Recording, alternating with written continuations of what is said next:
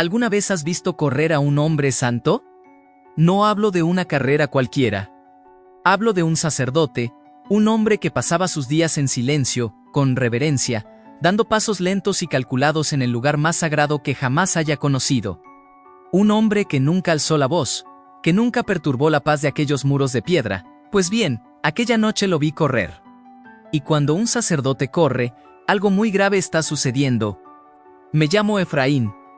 Aquella noche tenía 8 años. Y lo que vi cambió para siempre mi perspectiva sobre algo muy sencillo. Muy común, muy cotidiano, algo que probablemente tengas ahora mismo en tu cocina: aceite de oliva. Quédate conmigo hasta el final, porque lo que estás a punto de descubrir podría sorprenderte de una manera que no esperabas. Recuerdo el olor. Siempre es el primer detalle que me viene a la mente cuando pienso en aquella noche. El aceite que ardía en la menorá tenía un olor único. No era el olor de una antorcha común, ni el de una hoguera.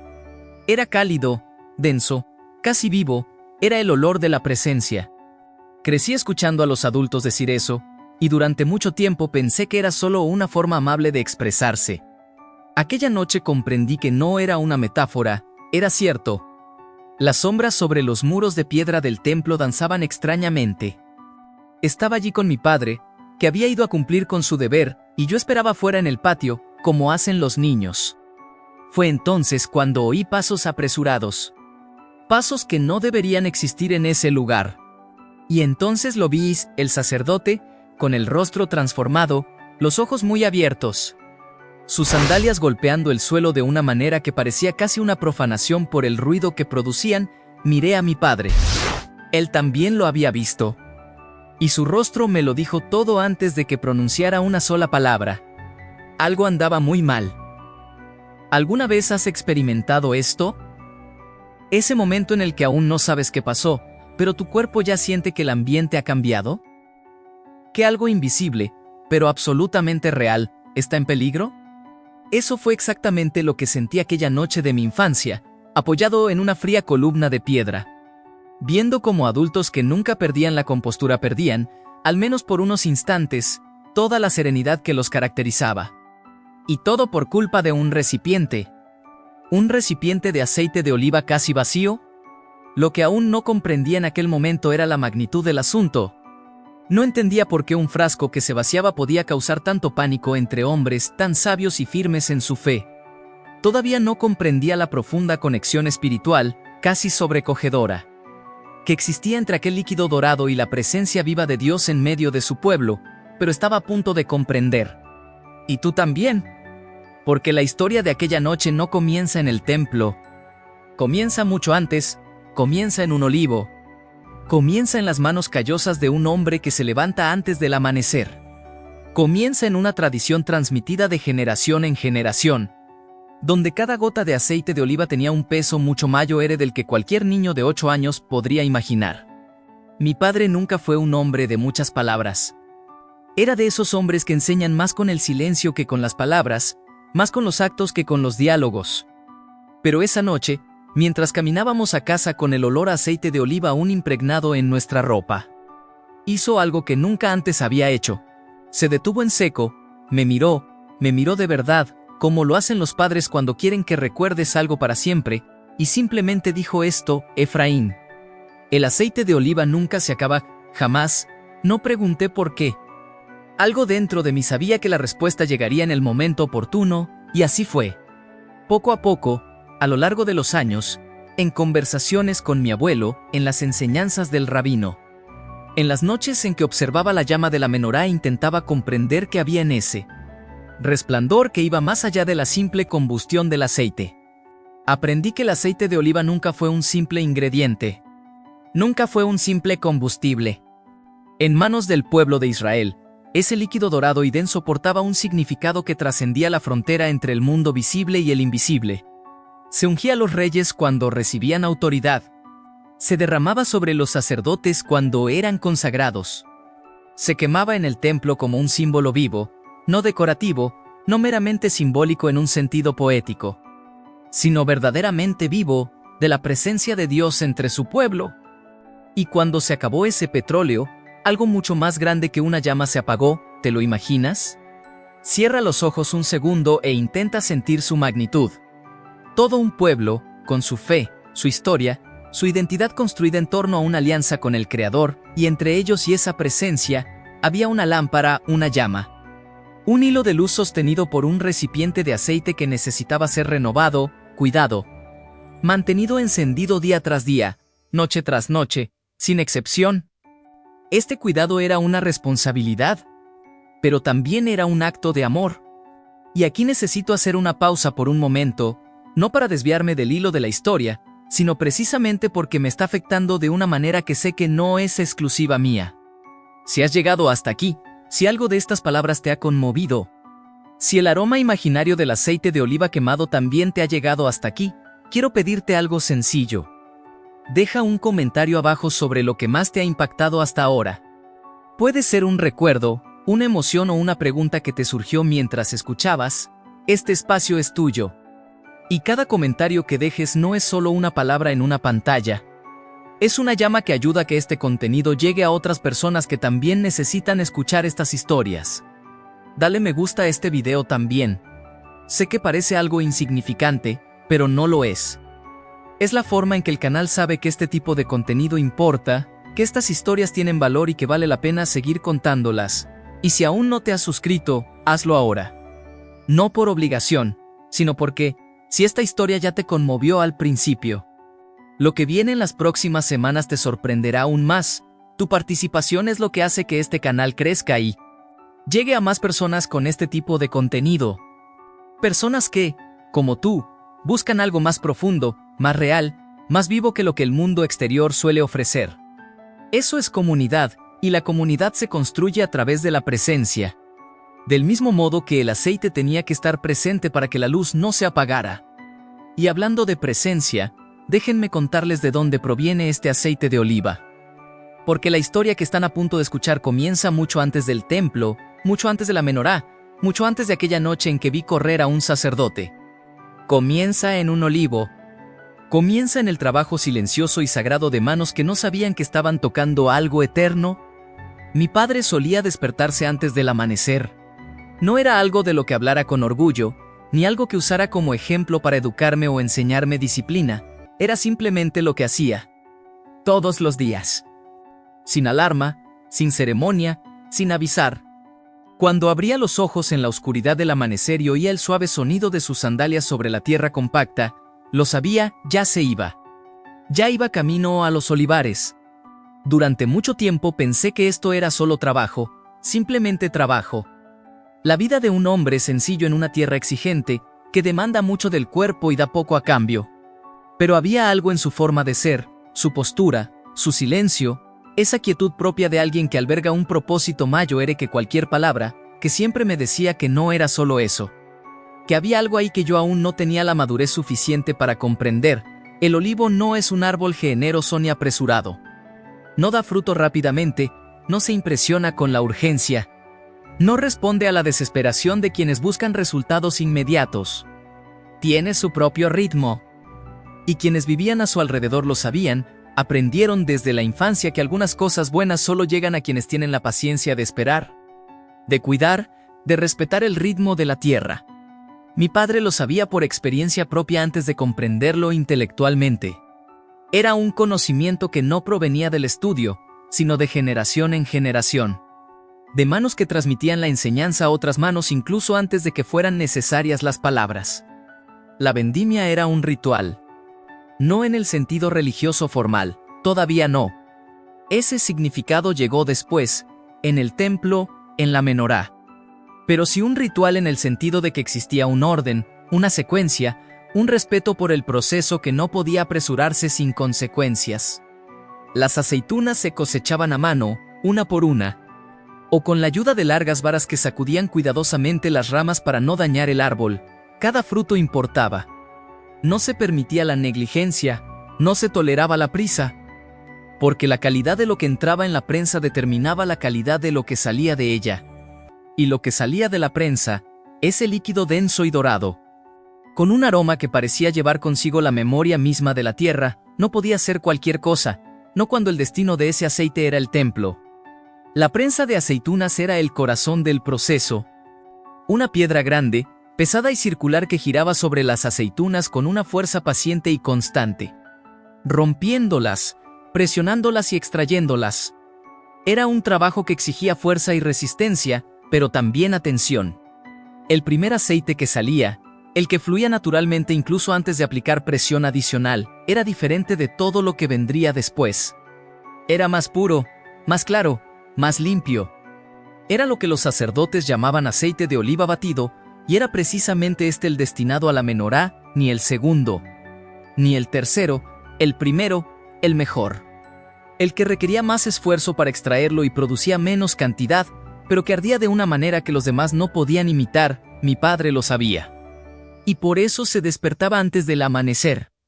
Porque dar lo mejor de uno mismo no es un gesto espontáneo, sino una decisión.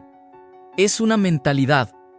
Es la elección consciente, tomada en las primeras horas de la mañana, cuando nadie observa, de no guardar lo mejor para uno mismo y ofrecer al templo lo que sobra.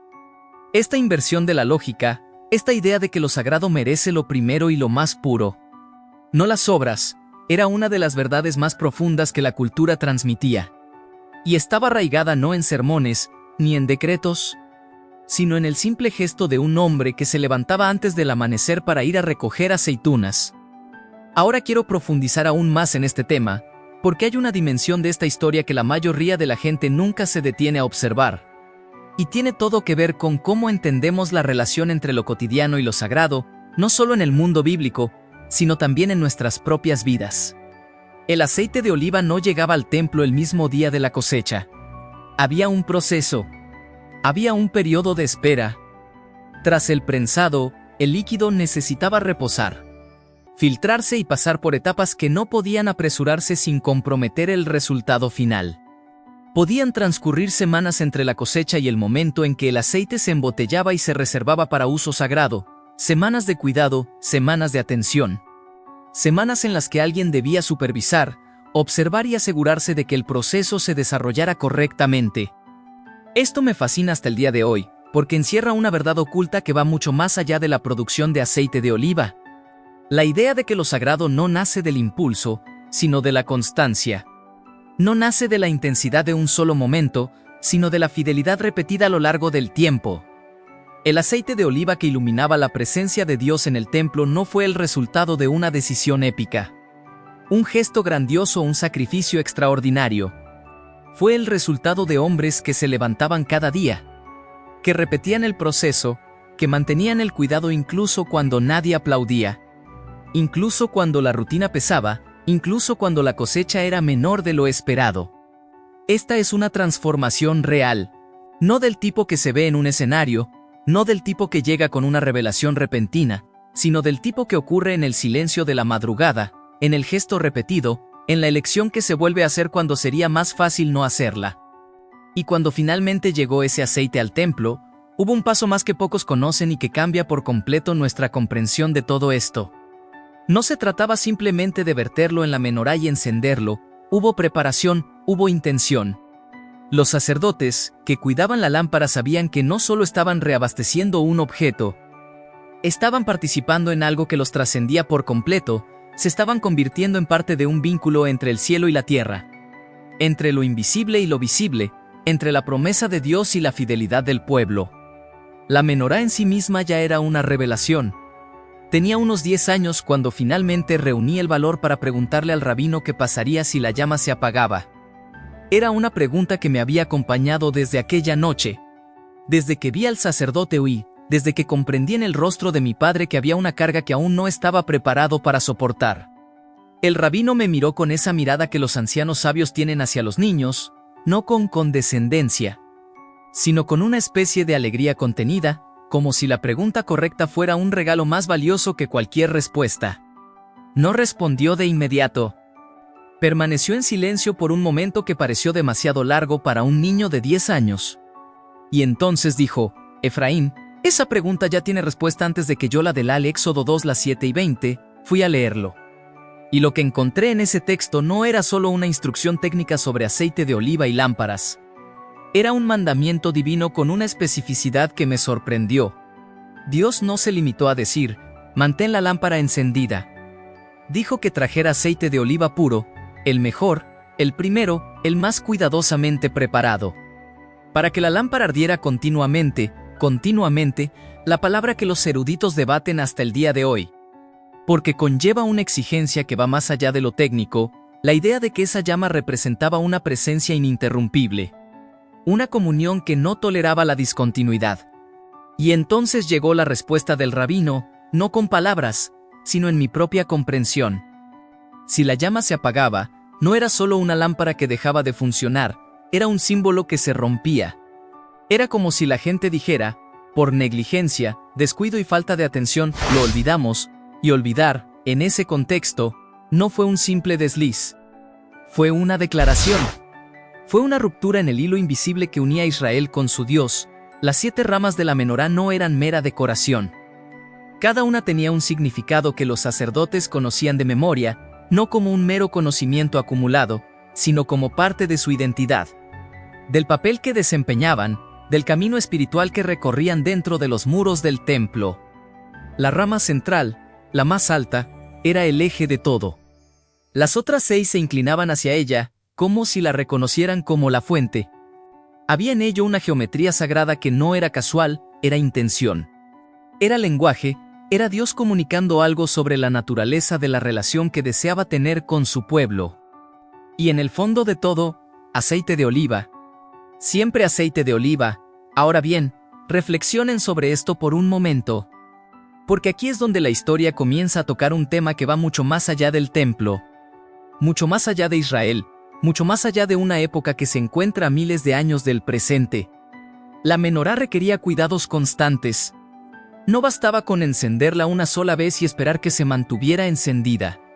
Alguien debía revisar el nivel de aceite. Alguien debía rellenarla antes de que se agotara. Alguien debía estar atento a lo que la llama indicaba. Porque una llama que comienza a menguar prematuramente es una señal, un mensaje, una invitación a actuar antes de que sea demasiado tarde. ¿Alguna vez has sentido esto en algún aspecto de tu vida? Esa sensación de que algo importante empieza a menguar, no de repente, no de forma drástica, sino poco a poco, en silencio, casi sin que te des cuenta. Una relación que se enfría. Una fe que pierde intensidad. Un propósito que se vuelve más vago, más distante, más difícil de percibir en medio de la rutina. Eso es precisamente lo que representa la llama de la menorá cuando empieza a flaquear.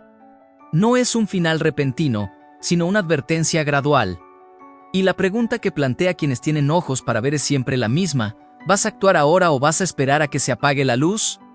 Mi abuelo tenía una sabiduría particular sobre esto. No era un hombre del templo, no era sacerdote, no tenía formación religiosa formal. Era un campesino, un hombre de la tierra y del sol, con manos callosas y pocas palabras. Pero había una profundidad en el que solo llegué a reconocer mucho más tarde. Cuando empecé a comprender que la verdadera sabiduría rara vez se presenta envuelta en un vocabulario sofisticado. Se manifiesta en gestos, en hábitos, en decisiones que se repiten durante décadas y que dan forma a toda una vida sin que la persona se dé cuenta de que está siendo moldeada. Mi abuelo solía decir que llevar trigo al templo no era una obligación. Pronunciaba esa palabra, obligación, con una leve mueca. Como si tuviera un sabor amargo. La obligación es lo que haces cuando no tienes otra opción, me lo explicó una vez. En una tarde calurosa, cuando estábamos sentados a la sombra de una higuera. El honor es lo que haces cuando podrías elegir no hacerlo. Y lo haces de todos modos. Porque entiendes lo que significa. Esta distinción cambió mi perspectiva sobre las ofrendas en el altar, porque eran muchas y no eran sencillas. Ya conocía el aceite de oliva, era lo que mantenía encendida la menorá. Lo que ungía a reyes y sacerdotes, lo que sellaba los momentos más significativos espiritualmente en la vida del pueblo. Pero había otros elementos. El trigo, que llegaba al templo como ofrenda de grano, la minjá, transformado en pan o harina mezclada con aceite de oliva e incienso. Representaba el trabajo de la tierra y el reconocimiento de que cada cosecha tiene un origen que trasciende el esfuerzo humano. El pan de la presencia, 12 panes, uno por cada tribu de Israel, se colocaba sobre una mesa de madera cubierta de oro, dentro del lugar santo. Y se renovaba cada semana, como un recordatorio permanente de que la comunión con Dios no era un evento ocasional. sino una presencia continua, una mesa siempre puesta, una invitación que nunca se retiraba, y luego estaba la sal. La sal. Había algo en la sal que siempre me intrigó más que cualquier otro elemento del altar. No por su sabor, ni por el uso práctico que cualquier cocina conoce, sino por lo que representaba a un nivel que la mayoría de la gente nunca se detiene a investigar. En Levítico las 2:13, Dios ordena que toda ofrenda de grano sea sazonada con sal. Toda ofrenda, sin excepción. Y no es una instrucción secundaria, ni un detalle de protocolo, sino un mandato directo, seguido de una explicación que revela su peso simbólico: no dejes que se agote la sal del pacto de tu Dios, la sal del pacto. Piensa en lo que esto significa. En el mundo antiguo, la sal era uno de los símbolos más poderosos de permanencia y compromiso. Un pacto sellado con sal se consideraba inquebrantable, porque la sal no se desmorona, no se pudre, no cambia con el tiempo, conserva, mantiene, resiste contra la corrupción. Cuando Dios ordenó que la sal estuviera presente en cada ofrenda, no estaba añadiendo un condimento. Estaba declarando algo sobre la naturaleza de la relación que deseaba tener con su pueblo. Una relación que no estuviera sujeta a las variaciones del tiempo, a las fluctuaciones de las emociones, a los cambios de circunstancias. Un pacto con la solidez de la sal, y junto a la sal, el vino.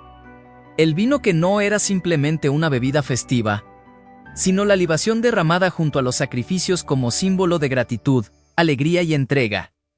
Hay algo profundamente humano en el vino como ofrenda, porque el vino comienza con la uva, que crece en la vid, depende de la lluvia.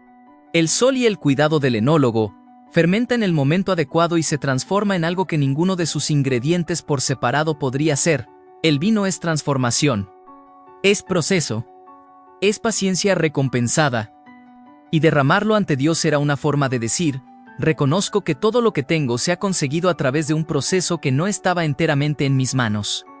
Y, por último, el incienso, aquel que se elevaba en humo y que, según las enseñanzas, llevaba las oraciones del pueblo a lugares donde ninguna voz humana podía llegar. Había una belleza casi indescriptible en la imagen del incienso ardiendo sobre el altar dorado, el humo ascendiendo en espirales lentas y precisas, disolviéndose en un espacio inalcanzable para la vista. Era el lenguaje de lo invisible. Era la prueba de que existen cosas que no necesitan ser vistas para ser reales. Cada uno de estos elementos, el aceite de oliva, el trigo, la sal, el vino, el incienso, provenía de algún lugar. Provenía de una tierra, de una mano, del trabajo, de una familia. Y es aquí donde la revelación que quiero ofrecerles en este momento se vuelve más clara, más nítida, más imposible de ignorar. Lo sagrado no estaba separado de lo cotidiano en ese mundo, estaba incrustado en él. Cada comida tenía un eco del altar. Cada cosecha tenía un destino que trascendía la mesa familiar. Cada gota de aceite de oliva, cada puñado de sal, cada racimo de uvas llevaba en sí la posibilidad de convertirse en algo mayor que la suma de sus componentes físicos. Siempre que se diera con la intención correcta, con el corazón correcto, con la comprensión de que la vida ordinaria y la vida espiritual nunca fueron, de hecho, cosas separadas. Y fue mi madre quien me enseñó esto de una manera que ningún rabino, ningún abuelo, ninguna escritura podría reemplazar jamás. Ella no lloraba fácilmente. Ese es el detalle que necesito que entiendas antes de contarte lo que sucedía cada vez que llegaba el momento de sus primicias. Mi madre era de esas mujeres que cargan con el peso del mundo con la ligereza de quien no quiere preocupar a nadie. Que sonríe cuando está cansada, que trabaja cuando siente dolor, que encuentra soluciones cuando el problema parece insuperable. No era dureza. Era fortaleza. Era ese tipo específico de resiliencia que desarrollan las madres porque alguien tiene que ser el pilar mientras todo a su alrededor se tambalea. Pero cuando llegó el momento de separar la primera harina de la cosecha, la parte más pura, la que provenía del mejor trigo, la que ella escogió cuidadosamente entre los granos como quien selecciona palabras importantes, lloró. No dramáticamente, no con sollozos ni lamentos. Fue un llanto silencioso, de esos que se escapan del rabillo del ojo casi sin ser invitados. De esos que uno no siempre se da cuenta de que está llorando hasta que la lágrima ya le ha llegado a la barbilla. De niña, estaba confundida. Me preguntaba qué tenía de triste aquel gesto. La cosecha había sido buena. La familia estaba bien. El templo iba a recibir la ofrenda. ¿Dónde estaba la tristeza? Pero con el tiempo, con los años que enseñan lo que la infancia no puede comprender, llegué a entender que aquellas lágrimas no eran de tristeza. Eran de algo que no tiene nombre en ningún idioma. Eran la expresión física de una gratitud tan grande que el cuerpo no sabe cómo contenerla. De un reconocimiento tan profundo que se desborda por los ojos porque ya no cabe en el pecho. Lloró porque comprendió lo que estaba haciendo. Comprendió que esa harina tenía una historia, la semilla plantada en tierra seca. Las lluvias oportunas, las manos de su padre cosechando bajo el sol abrasador. Las noches de angustia cuando el viento soplaba en contra, la esperanza sostenida incluso cuando el resultado era incierto. Y todo eso, todo ese viaje invisible detrás de un puñado de harina, lo estaba regalando. No por obligación, por amor. Por reconocimiento. Por gratitud a alguien que ella sabía, con una certeza indiscutible, que había estado presente en cada etapa de ese proceso que los demás llamaban cosecha y ella un milagro. Así es la vida tras bambalinas de la fe, silenciosa, humedecida por lágrimas que solo quien llora puede explicar por completo. Llena de gestos que parecen pequeños para quienes los observan desde afuera, pero inmensos para quienes los practican. La ofrenda de mi madre no estaba en la harina. Estaba en lo que añadía a ella, el recuerdo de cada dificultad superada, la conciencia de cada gracia recibida. La decisión de dar lo mejor de sí misma aún sabiendo que podía guardárselo para sí misma y que nadie lo cuestionaría. Esta es la verdad oculta tras las ofrendas en el altar, que la mayoría de las lecturas pasan por alto. En realidad, lo que importaba no era el objeto en sí, sino la intención. Era el corazón que acompañaba al trigo, al aceite, a la sal, al vino. Dios no necesitaba harina, Él creó el trigo. Lo que recibió en esas ofrendas fue algo que no podía crear por decreto. La elección libre y consciente de un ser humano de reconocer su presencia, de honrar la relación, de mantener viva la llama. Y es aquí donde la historia que comenzó con un sacerdote corriendo en la oscuridad empieza a revelar sus capas más profundas. Porque lo que estaba en juego esa noche no era solo el aceite. Era ese hilo, esa conexión, ese reconocimiento continuo, diario y fiel de que había algo superior habitando entre la gente, y que ese algo necesitaba ser cuidado, honrado, mantenido vivo a través de gestos que la mayoría de la gente jamás percibiría como espirituales si no supiera mirar con los ojos adecuados. El impacto de esto en la vida cotidiana de esas personas fue inmenso. No existía una clara separación entre lo sagrado y lo ordinario, entre lo espiritual y lo material, entre la vida en el templo y la vida familiar. Cada comida podía ser un altar. Cada tarea podía ser una ofrenda. Cada gesto de cuidado, de atención, de presencia, con la familia, con la tierra, con la comunidad, podía ser una forma de mantener viva la llama no metafóricamente. De una manera concreta, tangible y real. Y así, porque las historias reales nunca llegan a su punto más difícil sin antes prepararnos por completo para ello. Volvemos a aquella noche. Volvemos al patio del templo, a las sombras sobre los muros de piedra, al olor a aceite quemado. Al sacerdote con sus ruidosas sandalias que rompe el silencio sagrado con una urgencia que no debería existir en ese lugar. Los responsables del aceite de oliva habían fallado, no fue intencional. No fue una rebelión. Fue descuido, esa negligencia silenciosa y gradual que no comienza con una decisión equivocada, sino con una atención que disminuye progresivamente, con un cuidado que cede ante otras prioridades. Con una mirada que se desvía sin darse cuenta de que está abandonando algo esencial. El aceite de oliva se estaba acabando. Y con ello, la posibilidad de que la menorá siguiera encendida al amanecer. Las consecuencias espirituales de esto fueron enormes, y los sacerdotes lo sabían con una claridad que hacía comprensible el pánico. La llama extinguida no fue un mero accidente litúrgico. Fue una ruptura simbólica de proporciones que trascendió lo físico. Fue como si todo el templo estuviera diciendo en silencio que algo se había roto en la relación entre el pueblo y su Dios. Y en ese momento, en la oscuridad de aquella noche, mientras el aceite se consumía y el tiempo transcurría, una pregunta flotaba en el aire, una pregunta que nadie necesitaba pronunciar en voz alta para que todos la sintieran. ¿Alguien va a hacer algo? Comenta abajo, quiero mantener viva mi llama, y cuéntame qué te ha provocado esta historia hasta ahora. Alguien tomó cartas en el asunto, Alguien corrió, alguien buscó. Alguien llegó a tiempo. La lámpara no se apagó aquella noche. Y cuando amaneció y la luz de la menorá seguía disar silenciosa, firme, dorada. Como si nunca hubiera estado en peligro, miré aquella llama con ojos distintos a los que tenía al anochecer. Ya no eran los ojos de un niño de 8 años que no entendía por qué un sacerdote había huido. Eran los ojos de alguien que empezaba a comprender que mantener la luz encendida nunca es un gesto automático, siempre es una elección. Siempre es alguien quien decide actuar cuando sería más fácil no hacerlo. El milagro de aquella noche no descendió del cielo en forma de aceite multiplicado, el milagro fue humano. Fue la decisión de alguien que reconoció el peligro, sintió el peso de la responsabilidad y no esperó a que otro lo resolviera. Y esa verdad, sencilla pero profunda, es la que me acompaña de aquella historia hasta el día de hoy. No como un recuerdo, sino como una lección. Porque hay algo en la vida de cada persona que no se puede extinguir.